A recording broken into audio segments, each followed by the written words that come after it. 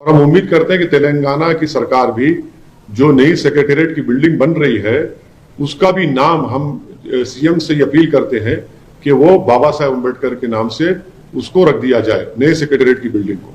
नहीं सर, इस पे पॉलिटिक्स क्यों हो रहा है? क्यों रखना चाहिए? नाम क्यों देना चाहिए? नहीं, आपको तकलीफ क्या है? अम्बेडकर के नाम से आपको इतनी तकलीफ क्यों हो रही है? नहीं सर, नाम से तकलीफ नहीं है। आप कई मसलों पे नाम चेंज करने, रास्ते का नाम चेंज करना, इसका नाम चेंज करने पे आप मुखालफत करते रहे, तो ये नाम की राजनीति करने का जरूरत क्या है? देखिए, नाम चेंज तो नहीं हो रहा है ना, नाम रखा जा रहा है। नाम चेंज किसका हो रहा है? नाम तो है ही नहीं वहां पर। भारत की पार्लियामेंट की नई बिल्डिंग जो बन रही है, जिसका प्रधानमंत्री फाउंडेशन स्टोन भी डाले और ऊपर भी जाकर उन्होंने तस्वीर भी ली, तो बिल्डिंग का नाम रखने की बात कर रहे हैं। कमलनाथ है सर, मध्य प्रदेश के पूर्व मुख्यमंत्री मालवा का दौरा कर रहे हैं, मंदिर में जाते हैं, तो सवाल किया जाता है सब हिंदुत्व के ऊपर। उनका जवाब था कि क्या हिंदुत्व का टीका बीजेपी ने ले रखा है? सॉफ्ट हिंदुत्व का सवाल था कांग्रेस के सॉफ्ट हिंदुत्व पर। बोलते हिंदुत्व का टीका बीजेपी ने ले रखा। आप इस पर कैसे रिएक्ट? नहीं, मैं कमलनाथ साहब की सच्चाई की तारीफ करता हूं।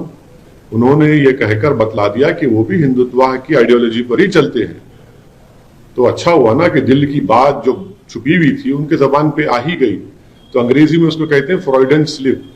तो वो बोल ही दिए, वो इकरार कर लिए कि वो उनकी पार्टी हिंदुत्व की आइडियोलॉजी जिसको सावरकर ने अपनी किताब में लिखा था उस पर वो चलते हैं। सर, मदरसों का जो सर्वे हो रहा है उत्तर प्रदेश में बदस्तूर जारी है, आप लोगों के विरोध और ऐतराज के बावजूद ठीक उसी तरह जारी है जिस तरह से बुलडोजर असम में बुलडोजर चला मदरसे पे। नहीं, मेरी पार्टी का स्टैंड यह है कि वो सर्वे गलत है। सर्वे एक टारगेटेड सर्वे है मुस्लिम समुदाय के खिलाफ।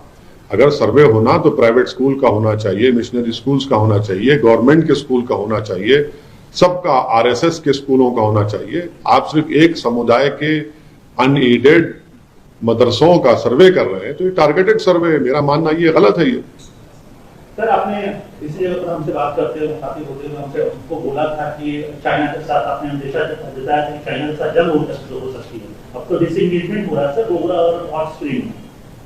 पहले तो यह है कि प्रधानमंत्री को देश को बताना चाहिए कि उन्होंने आप ही मीडिया के लोगों के सामने आकर कहा था कि ना कोई घुसा है ना कोई घुसेगा, नंबर 1। अब जब कोई घुसा नहीं है तो फिर हॉट स्प्रिंग से क्या कोई शयातीन थे जो पीछे हट रहे हैं? वो घुसे हुए थे, आज भी घुसे हुए हैं चीन की फौज। अब देश बीजेपी की सरकार कह रही है कि हमने 15-16 राउंड बात करके डिसएंगेजमेंट हुआ है। अब देश को बताना पड़ेगा कि डिसएंगेजमेंट और डी एस्केलेशन के माने क्या होते हैं, और देश को यह भी बताना पड़ेगा कि चीन ये कह रहा है कि हम नहीं घुसे, वो उल्टा भारत पर इल्जाम लगा रहा है, झूठा इल्जाम। देखिए, डिसएंगेजमेंट हुआ है, डी एस्केलेशन नहीं हुआ है। डी एस्केलेशन होना बहुत जरूरी है। डी एस्केलेशन होगा तो उसका मतलब यह है कि 30 से 40 किलोमीटर।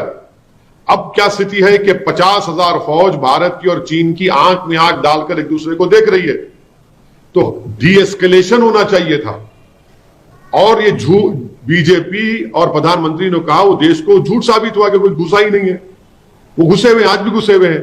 और सबसे महत्वपूर्ण और अहम बात यह है, तो क्या हमारे लिए डेमचौक और डेप्सांग हम क्या छोड़ देंगे उसको चीन के लिए? डेमचौक और डेप्सांग के कब हटेगा बताइए? हमारे लिए तो बहुत इंपॉर्टेंट है। और ये क्या हम चीन के आगे क्यों झुक रहे हैं? हमको चीन के आगे झुकने की जरूरत नहीं है, ये हमारी जमीन है, भारत की जमीन है। तो ये इस बात को समझने की जरूरत है कि डिसएंगेजमेंट में और डी एस्केलेशन में जमीन आसमान का फर्क है। सर, चाइना और चीन के राष्ट्रपति और हमारे प्रधानमंत्री दोनों एक कमिटमेंट, इंटरनेशनल कमिटमेंट, आमने सामने होंगे, दोनों के बीच में बातचीत। तो अगर बातचीत होगी तो इसका यह मतलब निकाल सकते, और मैं ये कह रहा हूं कि इसका मतलब यही निकलेगा कि देश के प्रधानमंत्री ने भारत का वो जो इलाका डेप्सांग और डेमचौक का है वो चीन के हवाले कर दिया, चीन से डरकर उनसे हवाले कर दिया।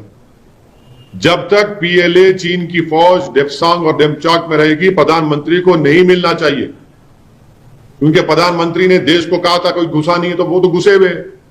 जब सिचुएशन नॉर्मल नहीं है तो क्या हम उनसे मिलकर क्या हम उसको कर लेंगे? और याद रखिए, प्रधानमंत्री बार बार प्रधानमंत्री और रक्षा मंत्री सब ये कह रहे हैं, इंक्लूडिंग एक्सटर्नल अफेयर मिनिस्टर, कि स्टेटस को एंटी रेस्टोर होना चाहिए। क्या स्टेटस को एंटी रेस्टोर हो रहा है? अगर प्रधानमंत्री को नहीं मिलना चाहिए, मेरी राय है कि प्रधानमंत्री को नहीं मिलना चाहिए जब तक के डेप्सांग और डेमचौक से चीन की फौज नहीं हटेगी और डी एस्केलेशन नहीं होगा। डी एस्केलेशन जरूरी है, डिसएंगेजमेंट नहीं है। पर इस मुद्दे का हल तो सर दो राष्ट्र प्रमुखों को मिलकर अगर वो लोग इंटरनेशनल प्लेटफॉर्म 18 मरतबा भारत के प्रधानमंत्री चीन से मिले। आखिर ऐसी क्या मोहब्बत है? प्रधानमंत्री क्यों मिलना चाह रहे हैं उनसे, चीन के जो शी जिनपिंग से क्या दोस्ती है भाई उनसे? हमारी जमीन पर कब्जा करके बैठा है। हमारे जानवर सर्दी के मौसम में उन जगह पर जाकर ग्रेसिंग नहीं कर सकते। मैं आज भी कह रहा हूं कि हम 8 से 10 गांव खो चुके हैं। चीन 8 से 10 किलोमीटर हमारी भारत की जमीन में आकर बैठा हुआ है। क्यों मिलेंगे हम?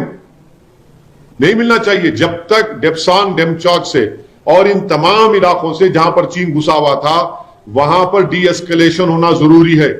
बहुत बड़ा फर्क है डी एस्केलेशन में और डिसएंगेजमेंट में।